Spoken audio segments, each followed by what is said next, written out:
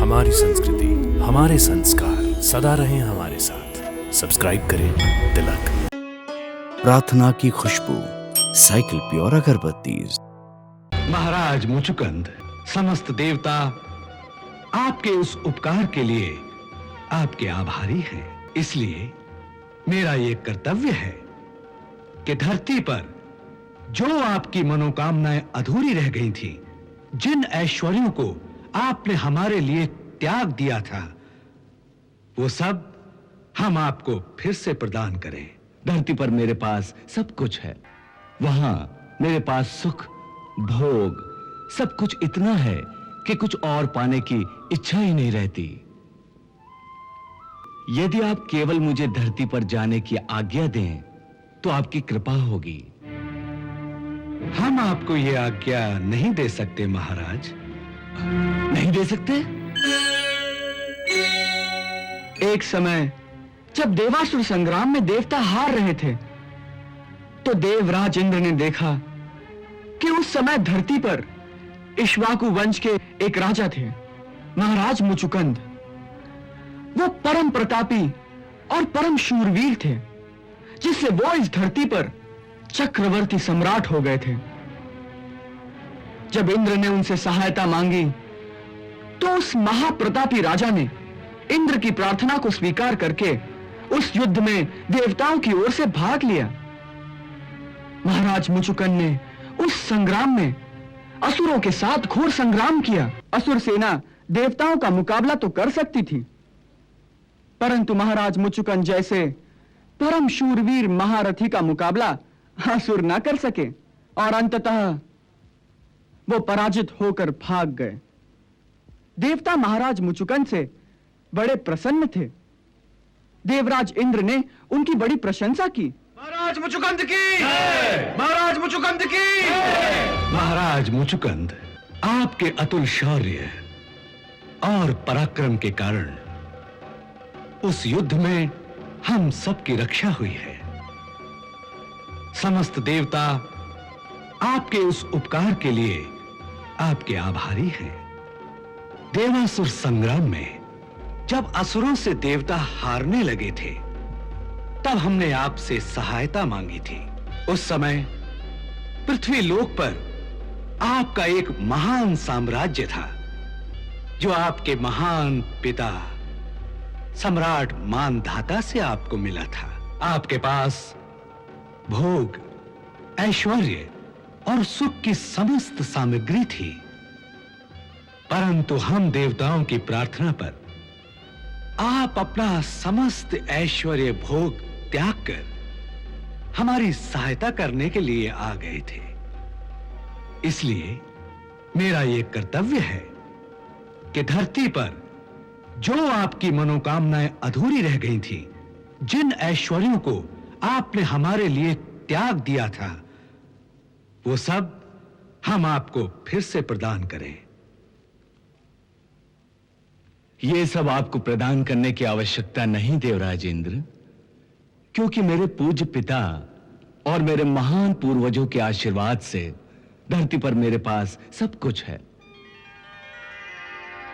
एक ऐसा विशाल साम्राज्य है जहां समस्त ऐश्वर्य मेरी प्रतीक्षा करते रहते हैं। वहां मेरे पास सुख, भोग, सब कुछ इतना है कि कुछ और पाने की इच्छा ही नहीं रहती। इसलिए यदि आप केवल मुझे धरती पर जाने की आज्ञा दें तो आपकी कृपा होगी। मैं आपकी जिस सेवा के लिए यहां आया था, मेरा वो कर्तव्य पूरा हो गया। अब आपको मेरी सहायता की आवश्यकता नहीं। इसलिए अब मैं वापस अपने लोक में जाने की आज्ञा मांगता हूं, जहां मेरी प्रजा, मेरी रानियां और मेरे पुत्र मेरे आने का रास्ता देख रहे होंगे। हम आपको यह आज्ञा नहीं दे सकते महाराज। क्यों नहीं दे सकते? क्या मेरी सेवा में कोई कमी रह गई देवराज? नहीं नहीं, हम आपकी सेवा से अति प्रसन्न हैं मुचुकुंद, परंतु क्या देवराज? परंतु क्या देवराज?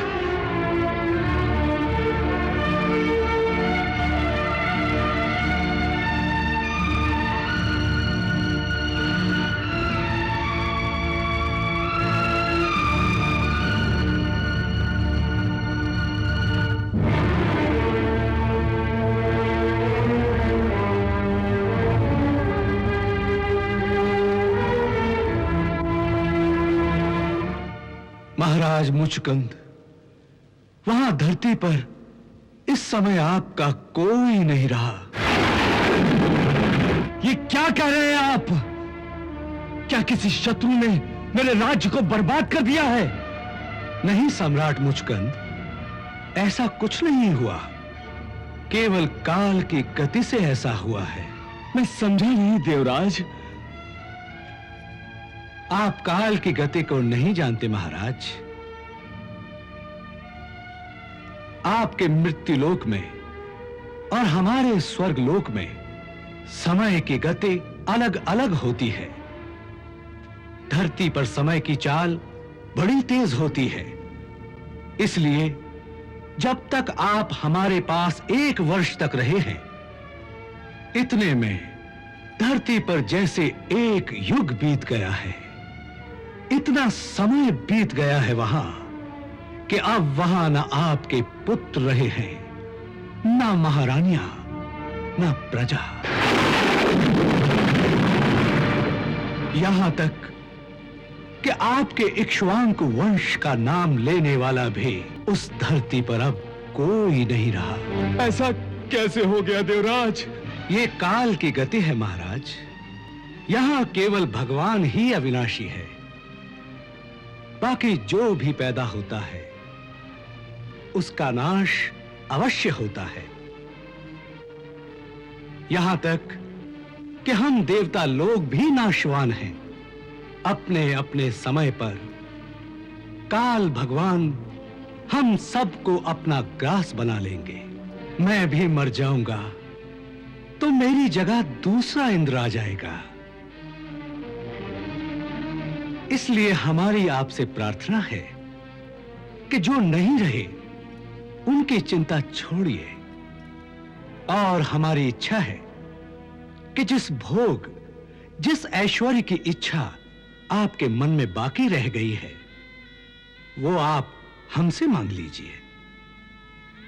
धन, काम, ऐश्वर्य, धर्म, अर्थ, जो चाहे वैसा ही वर हम आपको देंगे।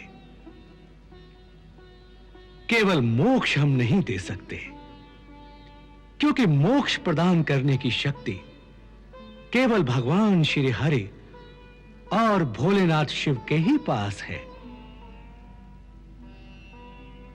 वर मांगिए महाराज। हे देवताओं के राजा, जब अपना कोई नहीं रहा तो भोग और ऐश्वर्य का आनंद अकेले कैसे लूंगा? किसके लिए मांगू? आपकी बातें सुनकर अब उन सब की इच्छा ही नहीं रही, और मोक्ष आप दे नहीं सकते। इसलिए मांगने को तो कुछ रहा नहीं। आपने देवताओं पर इतना बड़ा उपकार किया है, जिसका ऋण चुकाने के लिए ही आप अवश्य कोई वर मांग लीजिए। वैसे भी देवता के दर्शन निष्फल नहीं हो सकते। इसलिए हमारी मर्यादा रखने के लिए ही जो चाहे वर मांग लीजिए। इस समय मुझे एक ही बात का आभास है कि मैं बहुत थक गया हूं। इसलिए मैं अब सोना चाहता हूं, जी भर कर सोना चाहता हूं। इसलिए मुझे ऐसा वर दीजिए कि जब मैं सोऊं तो मेरी निद्रा में कोई बाधा न डाले। तथास्तु, ऐसा ही होगा। आप किसी भी उचित गुप्त स्थान पर जाकर सो जाइए।